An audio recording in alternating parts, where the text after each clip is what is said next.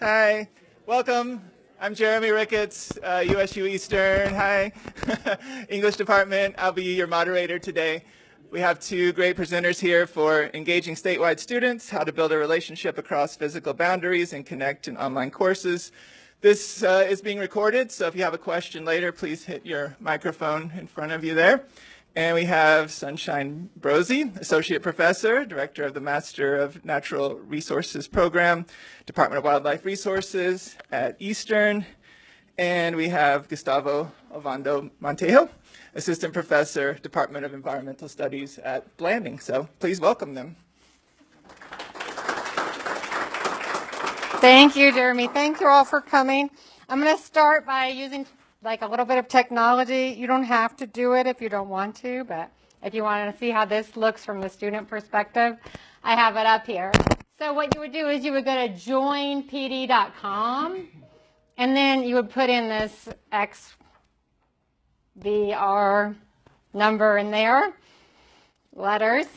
Now you can set it up to where the students have to log in with a Gmail, with a USU email. You can set it up where you don't have to log in, however you want to set it up. But it says right now I have 19 people connected. So a lot of times I teach a lot of broadcast courses and I can see who's connected. If I have 40 students in my class, I know I have 40 students on here, which is helpful for me.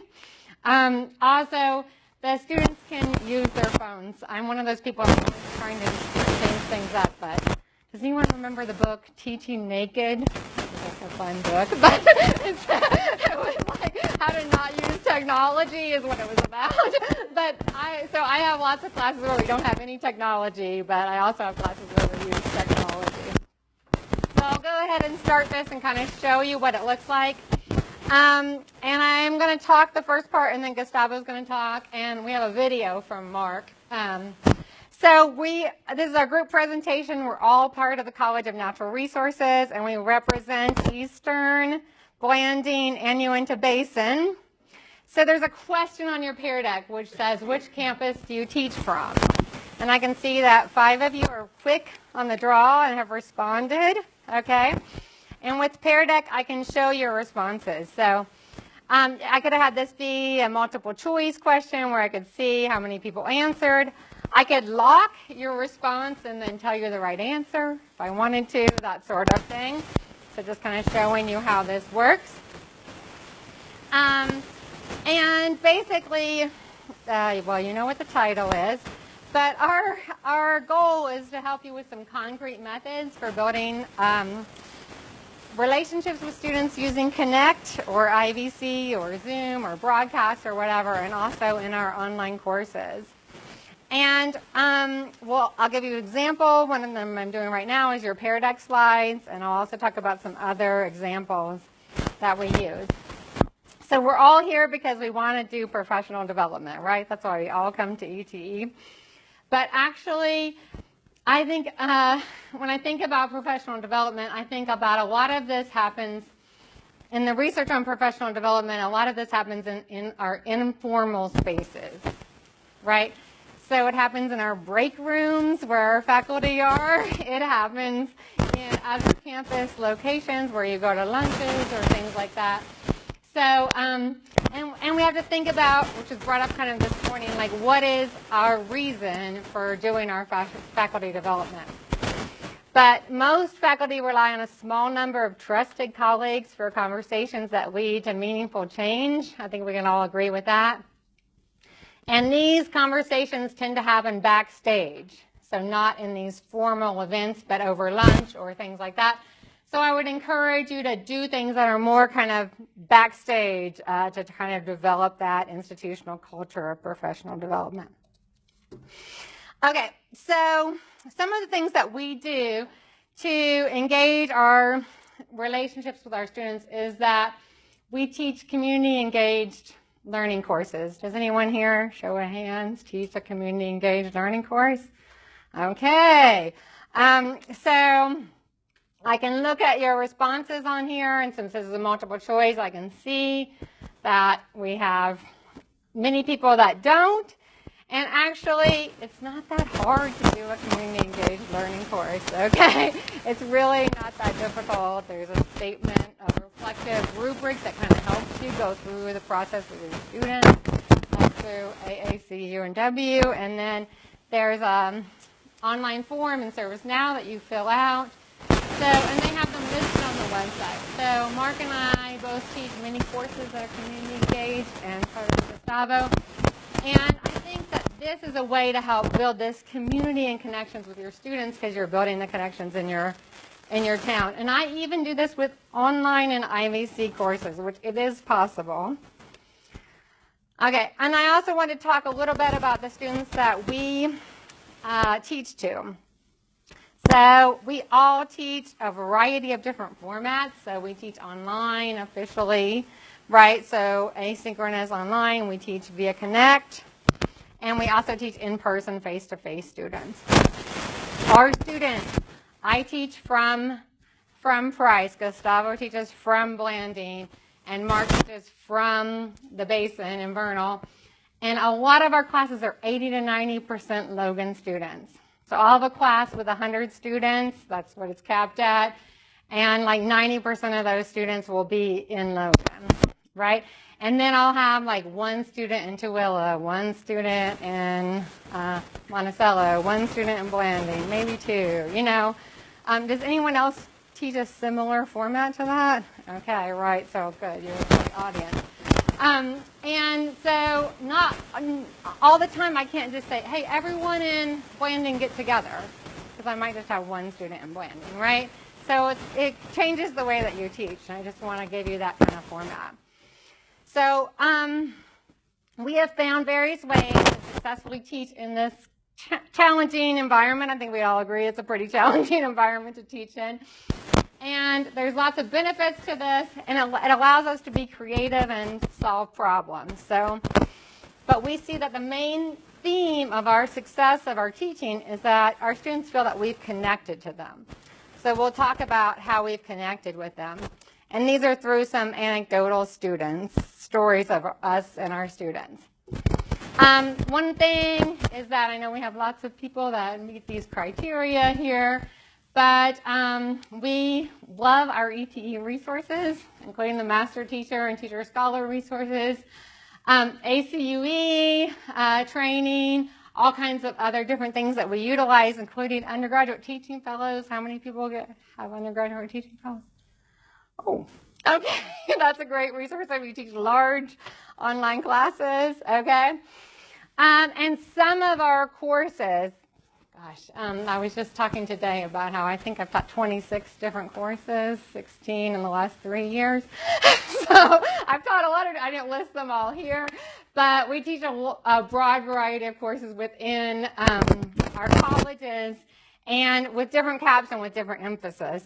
And I will say that I think I have the easiest thing compared to Gustavo, who teaches GIS online, which is like very difficult, I think, to teach online. So here are some things that we do, or I do. You know that awkward time when you come 10 minutes early to your Connect class, right? Because you have to be there. And they're like, this is Logan checking in. Everyone heard that like 100 times? So during that awkward time, okay, you can go onto YouTube and play some lo-fi, because that's what the kids are into these days, right? Or you can do things like on my Pear Deck, I will say, what is your favorite ice cream flavor? So write down your favorite ice cream flavor.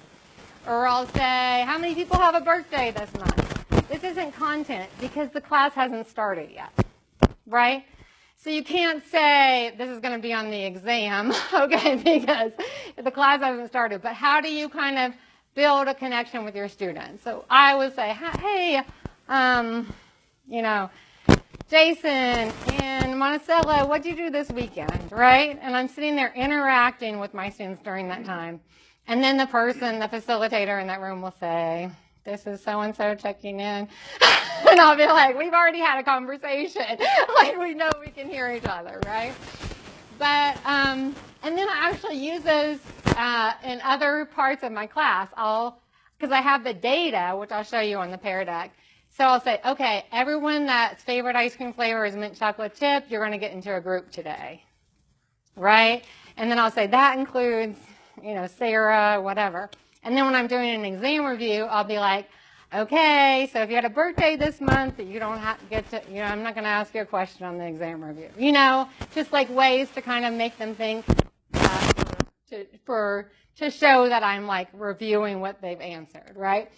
So casually, these are very casual things. Some other examples is we like to do a weather report. So I'll pull up the Weather Channel and I'll say, okay, this is what it looks like, you know, the weather for today. And like, boy, you guys are super lucky there in Logan. It's not as hot as it is in these other places, right? And then you can look at like people's answers, right? So just so you know, the other thing that I like to do, because I teach online classes, is I have an introductory video. Does everyone have that for your course? I have seen some instructors' introductory videos that have, say, I have a master's in forestry from the university. Who cares? Okay, none of your students care where your degree came from, right?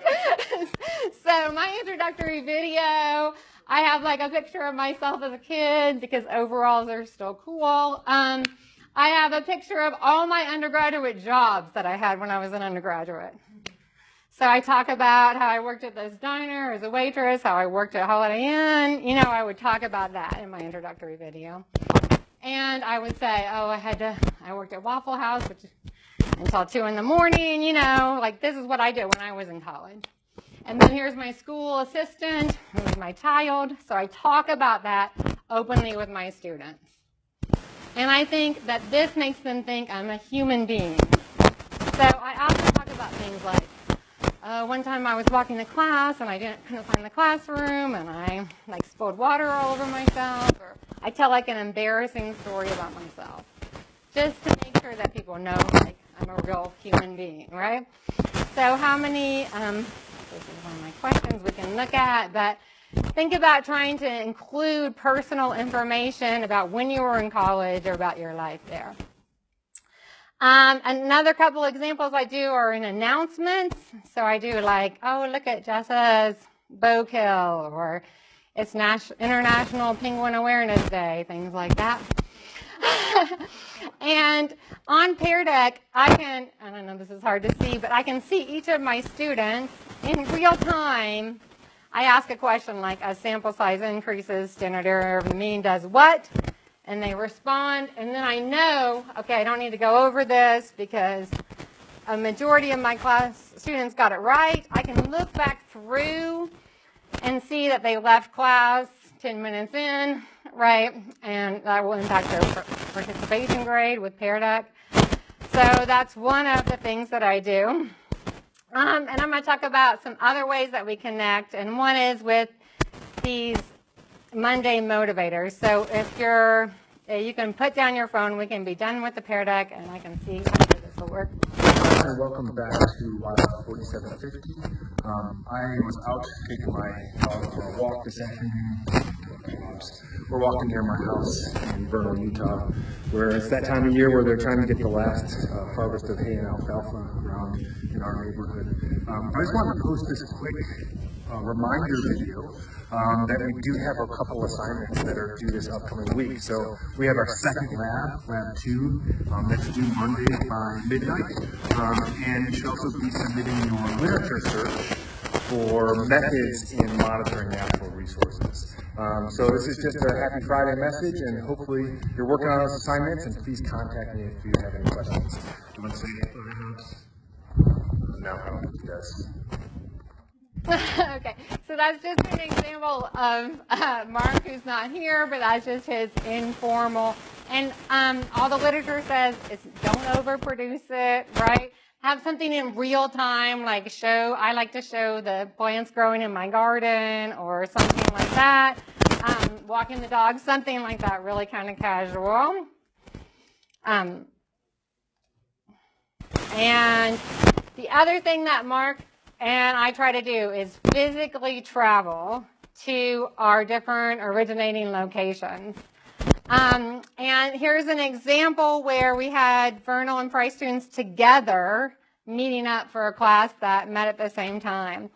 And we have these 2 in-person field trips for each class where we go to like a neutral location, or sometimes we'll go one place or another and have this. Another thing that Mark and I do, so here's Mark and here I am. We're protecting our skin, unlike most of our students.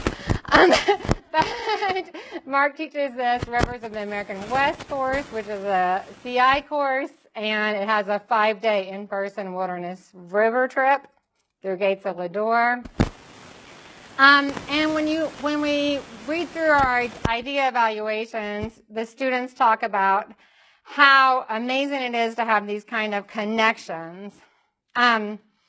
So a lot of times we've kind of thought about this. It's hard to stay engaged because the teacher was broadcast rather than in person, and so there was no incentive to come to class. And so we get that sort of feedback, and we come up with visiting the sites in person connects those students with the instructors. So they always talk about they appreciate it when we come to Logan or go to Vernal to teach. And of course, there's challenges with this because I happen to live in Price, which is more centrally located, so it's easier than if you live in Blanding and have to travel to Logan. A lot of people don't realize what a long trip that is. And Gustavo is going to give a couple of examples next.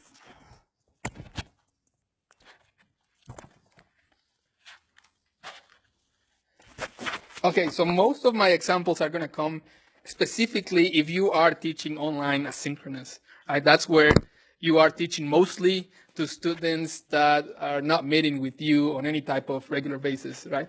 So those are my tips for you. So first of all, I wanted to introduce the idea of video, and I wanted to introduce this idea of video by having a little bit of a debate. How many people, and I want you to raise your hands, how many people here have heard that a video should be less than 10 minutes in order for it to be effective in teaching? Okay. How many people here, also raise your hand, if you have heard the opposite, that they need to be really, really long? And I'm going to posit today that none of that is true, at least in my experience, right? So don't take that as a scientific fact. But my favorite phrase in science, particularly in my discipline, applies here. It depends, right? And how does that depend? I thought like from reading the literature that videos were absolutely supposed to be less than 10 minutes every single time, unless because otherwise students will get bored and will not watch it, right? I think that's the most accepted theory, hypothesis, whatever you want to call it, right? But it might not be true. Have you guys been to YouTube lately? Raise your hands. All of you. Have you guys seen some of those really, really long videos that YouTubers do that go over 3 hours? Have you ever seen how many views, millions of views those kind of videos get? Millions of views, right? And have you seen the comments and how engaged students or viewers, I guess they're not necessarily students, but how engaged those people watching those videos are? And I can assure you that those videos are not 10 minutes. They can be technical videos of a YouTuber showing how to program something that can be used for video creation, for video content, and people are watching and they are engaged, right? So what is the difference then between us in a college setting only thinking that we need to do 10-minute videos against something else? And the answer, I think, lies in it depends, right? And this is where getting to know our students, our courses over a few semesters, that really helps. For instance, in here, I have just an example of what I have for my micro lectures. I call them micro lectures. And this is for my geography, for my GIS class, right? And I try hard for this class not to go over 10 minutes, right? Because I know my students and I cannot throw a lot of details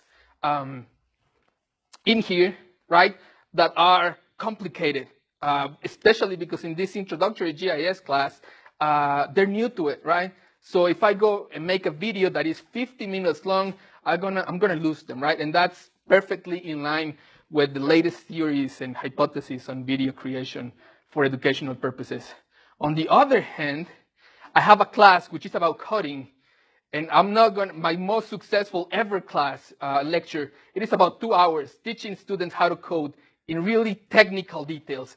And I know I can do that thing with those students because they care, because they are at another level in their careers, in their aspirations, that they really, really need to sit down and learn how to code, right? Because there's a position that might be coming up in which them getting that position depends on them being able to recreate the stuff that I'm doing, right?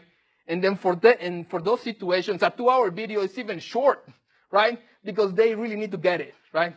And that's the difference between creating a 10-minute video and a 2-hour video, right?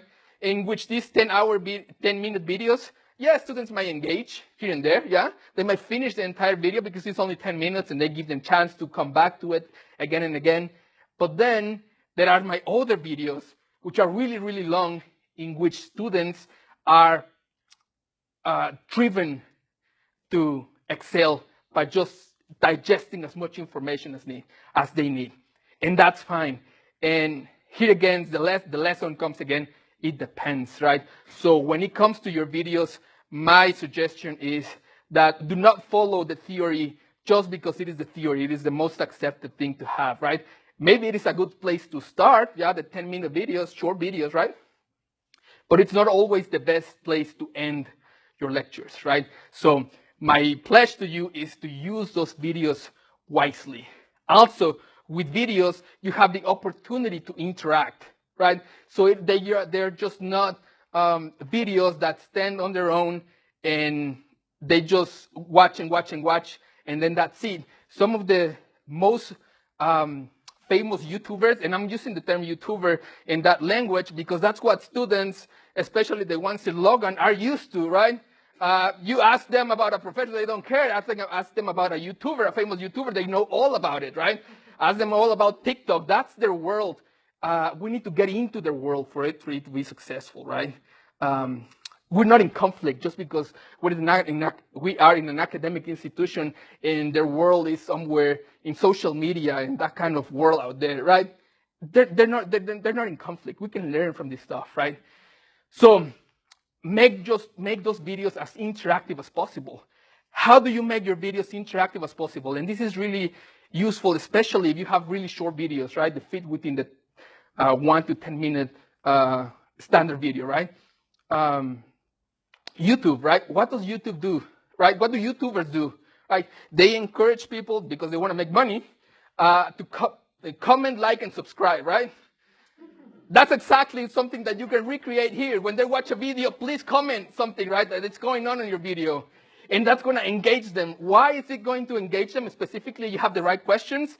It's because they're used to it, right? When you are using discussion boards based on one of your videos, and how many of you have had this experience where you think really good discussions and then nobody writes anything, or they really write a sentence or two, right? It's because it's boring to them, right? You might think it is super interesting to you, but to them it is really quite boring. And it is a lot of times not because the content is boring, but the way in which it is framed, it is boring.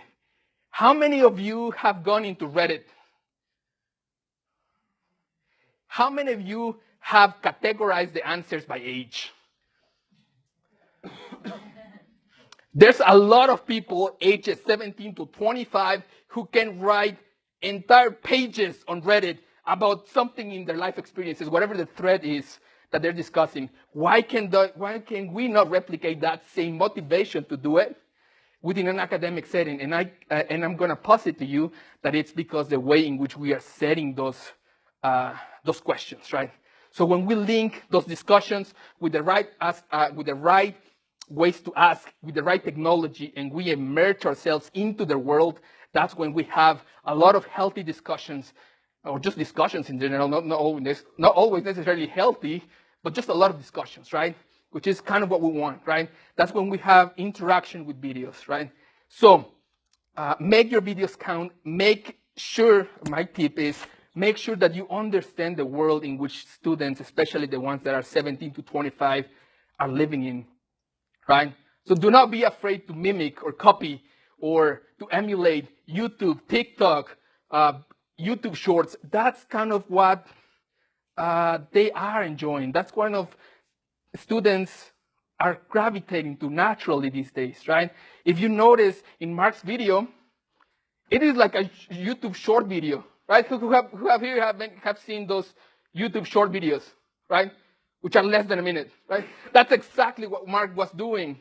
And how engaging is that? It is 100% engaging, right? Because it is what students are eager to listen, right? They don't want to hear a 10-minute lecture on like, well, we're going to see the objectives of this and that. And no. They want to see something like what they're used to. And that's exactly what Mark is doing. Short, sweet, right? Just like they would see something on TikTok, right? Finally, there are some challenges with that, right? Challenges with the class and the size and the current events. Those things that we need to be aware of as professors, right? For example, class sizes, that's where our it depends comes into question, right? How am I going to manage this so we can really connect with students? Well, that's going to depend on the class size and how much effort I put into getting to know my students and the demographics of those students. Also current events, right? So we might be a little bit tired of just listening to the same things because we already have enough with teaching the content, the academic content that we are supposed to teach. And that's okay. But it really pays off to go the extra mile and get to know things that are happening outside of our world of academia, that it's happening in their worlds, that it's interesting to them, right? And that really helps to connect them, right? Casually connecting with students' lives, like Sunshine mentioned, that is key, right? Because that really shows at the end, research has shown that students, an hour after they walk out from an exam, they forget everything, right? A week after you're done with your classes, they don't know anything, right? But they might know the professor, they might know those stories, and they might know the motivation that they got to take this class or go into this discipline into the first place. That's what students will remember, right? So how do we put this into action? Well, you can get help, right? You can find colleagues that can be of any help, right? Be able to feel comfortable asking for help, right? Ask questions that you care about and that students will care about in a frame that is important to students, not just to you and not just the discipline. Remember, students a lot of times, they do not care, but as part of our job as educators is to make them care, right? Is to help them see how they can care and why they should care for the things that we are teaching. And finally, it is not just the teaching that is difficult, but it is something that Sunshine mentioned, and this is transformational, right? The content might come and go, faces might come and go, but really it is the personality of the professors and the thing that the passion that they awake in students that really helps them connect at the end. So with that, here's our literature, just in case anyone wanted to know. And that's it. Any questions?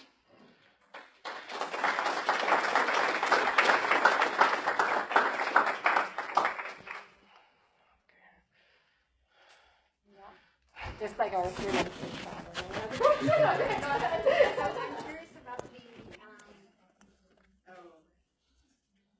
I'm curious if you had said about your Connect classes to do the visits, like the in-person visits. How do you facilitate that? Oh, good question. Good question. And Shelly here. Shelly likes to go at midterm. We were just talking about this. I like to go in the first weeks and towards the end. There's a ServiceNow request that says you want to change your origination location. So what you do is you just talk to the scheduler person I email our schedule. We have a great scheduler person in Price. And I email them and say, I'm going to be in Logan on these dates. And I fill out the ServiceNow thing and I broadcast from Logan. And so I show up in Logan at the distance ed thing and then I teach from there. So other people do that? Right? Okay, good. I'm glad. And so you could also do that. Like I go to Vernal. I try to go to Blanding and Vernal and Logan. It's a lot of travel. And Mark and I will both say, we don't have young kids at home. Like we are privileged to be able to do this at this point in our lives. So not everyone can always do that, but yes. Who pays for that? That's a great question. And we, I know that James Taylor in the Basin pays for that. And I also know that I have had my dean cover that. So I know that there are resources to cover that. I would just suggest, because I've done it, but I do know that there's a lot of coordination that comes not just with the schedulers, but with requesting, if you're going to ask someone to pay for it, you have to. Yes. And yes, and depending on which campus you are, you might have a VP that will give you support for that. But that is a good question. And a lot of times, like if I come to Logan, I'll try to just do a day trip, or I can go. If I go down to Blanding, I might spend the night, but I'll try to do it at a fairly cheap place. Great question. Yes. So in the program you were using that was everyone was on at the same time, right? Can you do like a PDF you can write on that, or is it just slides? Yeah, so Pear Deck, like the fruit pear, is a Google Slide add-on. So you can go into your Google Slide, you add the add-on. I use the free version because I'm cheap. You just upload your slide and then ask the questions in there. Now, at the end of it, you can get lots of different things. You get an Excel spreadsheet with all the students' answers. You can also download it as a regular, PDF or as a PowerPoint and upload that to your Canvas course. Yeah, if you go to Pear Deck, yeah. There are lots and lots of math questions on there and lots of math in real time. I think you might have to do because there's a drawing thing, so they can draw, but you might have to pay for certain things. But I do know that Catherine Vila and Rachel Turner, which are not here, but get their premium Pear Deck paid for by our Price VP. So if you wanted that, there is an option for that. Yeah, I have issues with writing on slides as well, and what I do is I'll do a hybrid of a PowerPoint for most of my presentation and then just Pear Deck questions for the things I want interaction with. So I kind of did that. So I switched back and forth from my Google Slide to my, so you can write on it. Yeah. Any other questions? Did you have a question? Actually, I have an alternate situation where I have people across the state, but they're through Zoom. And if I have a lot of in Logan, I just schedule a classroom, and then we just hook up with Zoom with me and Logan. I say we'll be having class in Logan, and we'll still transfer through Zoom. So I just set up a classroom in Logan, so I can travel and meet with them like you do through the different system. But just FYI. I don't know how it works if you come from Logan. Obviously. So you just do because they're not joining, because it's not an origination site is the whole thing. So the students are joining from Zoom instead of joining from the Basin. A lot of them are from Logan. They're here in Logan. Yes. So I just book a room in a conference in here on campus. Yes. And then instead of me being on my laptop wherever I am, I'm actually on the laptop with the classroom. It's just a slight modification of what you're doing. Yeah. Yeah. That's interesting. That's good. Any other questions? Well, thank you all so much. I appreciate you.